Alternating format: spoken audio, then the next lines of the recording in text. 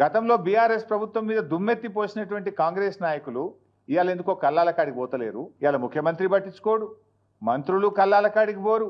ఎక్కడ రివ్యూ చేయడానికి వీళ్ళకి టైమే దొరుకుతలేదు. రైతులంటే వీళ్ళకి ప్రేమే లేదు ఈ ప్రభుత్వానికి. ముఖ్యమంత్రి ఏమో ఈజ్ బిజీ విత్ అందాల పోటీల రివ్యూలు. ఎక్కడ పెట్టా ఆ రివ్యూ కూడా? పోలీస్ కమాండ్ అండ్ కంట్రోల్ రూమ్లో. ఆ పోలీసు వాళ్ళని కూడా పనిచేసుకోనియకుండా సెక్రటరేట్ ఓడిన గారు అయితే జూబ్లీ హిల్స్ ప్యాలెస్, లేకపోతే పోలీస్ కమాండ్ కంట్రోల్ రూమ్.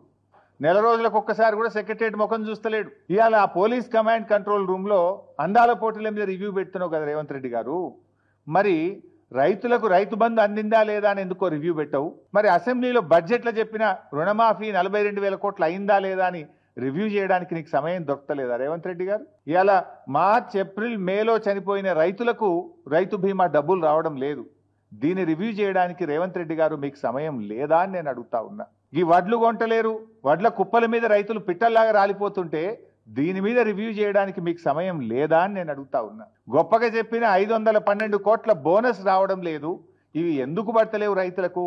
48 గంటల్లో కేసీఆర్ ఇచ్చినప్పుడు మీరు ఎందుకు ఇయ్యలేకపోతుండ్రో రివ్యూ చేసుకోవడానికి మీకు సమయం లేదా రేవంత్ రెడ్డి గారు?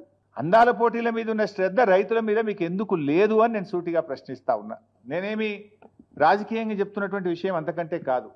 ఇవాళ ఉదయం నుంచి ఇవాళ జూపల్లి గారి నియోజకవర్గం కొల్లాపూర్లో తడిసిన ధాన్యాన్ని కొనాలని రైతులు రోడ్డెక్కినారు.